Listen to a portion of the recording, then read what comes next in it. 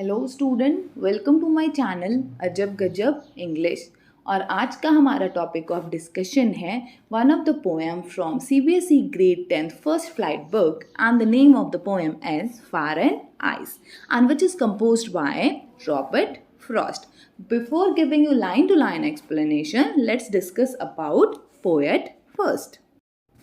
Robert Frost का पूरा नाम है Robert Lee Frost and he was born on 26 March 1874. पर जैसा आप सभी को पता है, जो इंसान पैदा होगा वो मरेगा तो ज़रूर. तो he also died on which date? On 29th January 1963 and he was an American poet. And in this particular poem आप देखोगे कि he has highlighted two opinion, two situation by which हमारी जो मदर अर्थ है एक दिन ख़त्म हो जाएगी. सुनकर बड़ा अजीब लग रहा होगा आपको, लेकिन ये सच है. इस पोएम में हम देखेंगे कि किस तरह ह्यूमंस के एक्टिविटीज़, ह्यूमंस की जो इमोशन है, हमारे जो इमोशंस हैं वही रिजल्ट करेंगे किसमें? डेथ ऑफ अर्थ में. तो चलिए इस पोएम को हम डिटेल में डिस्कस करते हैं. In the title of the poem fire and ice, poet has used two symbol. Here fire symbolize desire, greed of the human being, and ice symbolize hatred of the human beings toward one another. Some say the world will end in fire, some say in ice. In these two particular lines, poet हमें बता रहे हैं कि उन्होंने question पूछा दो group से. उनसे ये क्वेश्चन पूछा कि आपको क्या लगता है कि अर्थ एक दिन किस तरीके से ख़त्म हो जाएगी, टोटली डिस्ट्रॉय हो जाएगी.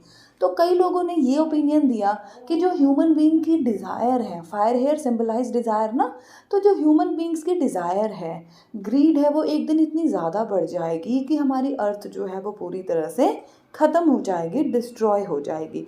और दूसरे ग्रुप ने अपना ओपिनियन ये दिया कि जो आइस है, मतलब जो हेट्रेड है, वो इतनी ज़्यादा बढ़ जाएगी हमारी दुनिया में, जिसकी वजह से भी क्या होगा, हमारा जो अर्थ है वो पूरी तरह डिस्ट्रॉय हो जाएगा. ये तो ओपिनियन थे ह्यूमन बीइंग्स के, ओपिनियन थे उन दो ग्रुप्स के. अब पोएट जो हैं वो अपना ओपिनियन दे रहे हैं in third and fourth line. He is saying that from what I have tested of desire I hold with those who favor fire.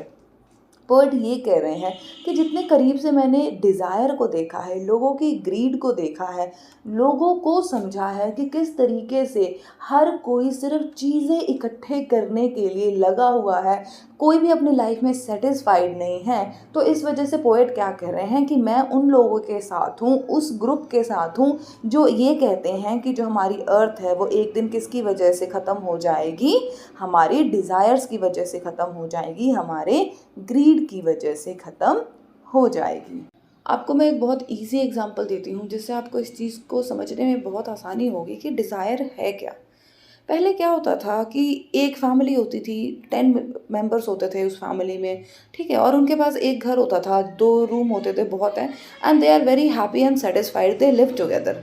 और आज के टाइम में क्या होता है ना कि एक फैमिली में 4 लोग हैं और उनके पास 10-10 घर हैं, कोई यहाँ कोई वहाँ और वहाँ, इस तरीके से. तो आप यहाँ पे देख सकते हो लोगों की जो डिज़ायर है कि ये भी मेरा हो जाए, ये भी मेरा हो जाए, ये भी मेरा हो जाए. और उसकी वजह से क्या है, हम क्या करते हैं, हम नेचर को सबसे ज़्यादा स्पॉइल करते हैं. नेचर को स्पॉइल करते हैं. आपको घर ही बनाना है तो ऑब्वियस सी बात है आप जंगल को काटोगे ना. जंगल को काटोगे, उसकी वजह से डिफॉरेस्टेशन होगी. डिफॉरेस्टेशन की वजह से क्या होगा, इम्बैलेंस होगा. आप खुद सोच कर देखो, अगर आप सारे पेड़ काट दोगे एक दिन और घर ही घर बना लोगे तो उसका रिजल्ट क्या होगा.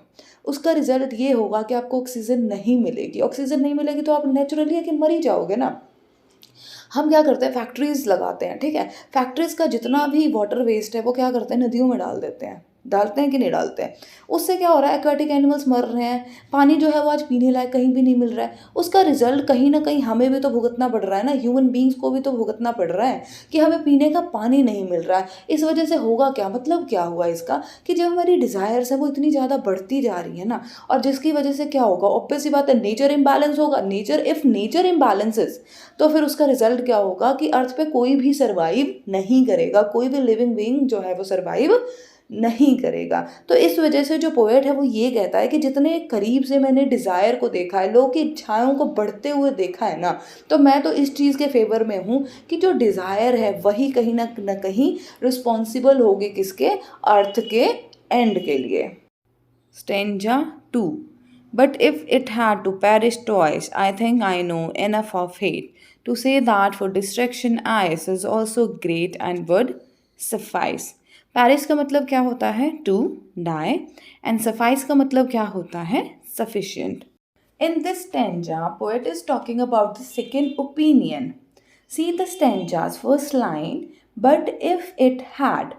यहाँ पर it कौन है? Mother Earth. इस स्टेंजा में पोएट हमसे ये कह रहे हैं कि अगर हमारी मदर अर्थ दोबारा डिस्ट्रॉय होती है तो इस बार वो किस चीज़ की वजह से डिस्ट्रॉय होगी? हमारे नफ़रत की वजह से डिस्ट्रॉय होगी, क्योंकि हमारी सोसाइटी में लोग एक दूसरे से बहुत नफ़रत करते हैं। ये क्यों होता है? क्यों लोग इतनी नफ़रत करते हैं एक दूसरे से? Just because of discrimination. Discrimination मतलब भेदभाव। भेदभाव करना किस किस बातों पे? रिलीजन के बेस पे, कास्ट के बेस पे, सोशल फाइनेंशियल स्टेटस के बेस पे, लोगों के कलर, स्किन कलर के बेस पे।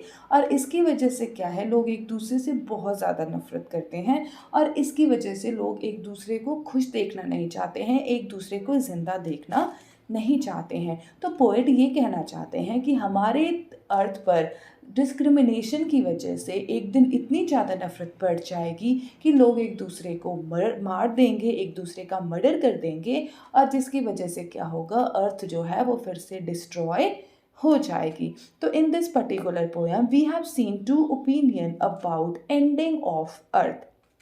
फर्स्ट ओपिनियन हमने क्या देखा कि जो ह्यूमन बीइंग हैं उनकी जो ग्रीड है और जो वो सेल्फ सेटिस्फाइड नहीं है, इसकी वजह से हम नेचर को अफेक्ट कर रहे हैं और जिस वजह से क्या होगा, एक दिन हमारी अर्थ जो है वो डिस्ट्रॉय हो जाएगी। दूसरा ओपिनियन यहाँ पर क्या दिखाया गया है कि जो ह्यूमन बीइंग्स हैं वो एक दूसरे से इतनी नफरत करते हैं कि एक दिन एक दूसरे को वो मार डालेंगे और इसकी वजह से क्या होगा, सब कुछ ख़त्म हो जाएगा। आई होप कि आपको एक्सप्लेनेशन ऑफ द पोएम अच्छे से क्लियर हो गया होगा।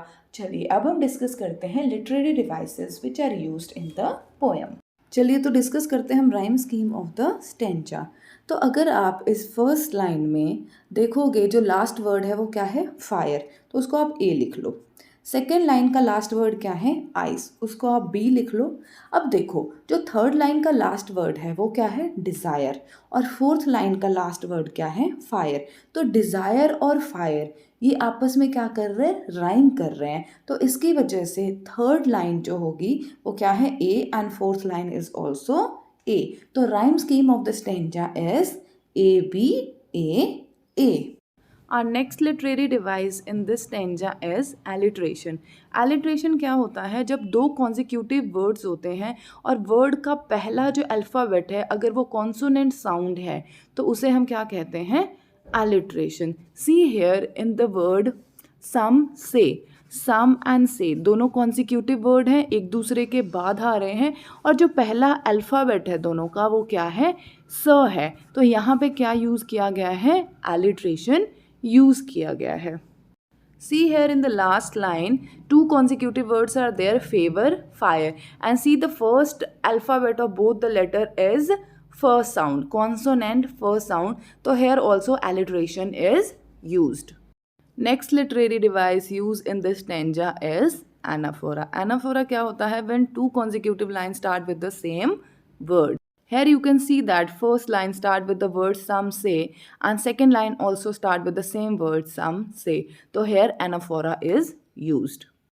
Next literary device is imagery. Imagery क्या होता है, when you are able to imagine the situation. तो see in the poem we are able to see that how earth is dying, so that we can say that imagery is also used in the poem.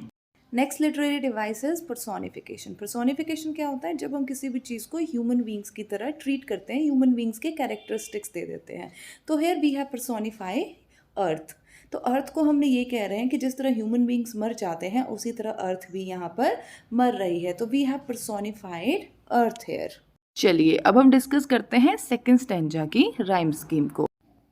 Second stanza की rhyme scheme है B C B C B. कैसे? अभी बताती हूँ। See, the last word of first line is twice.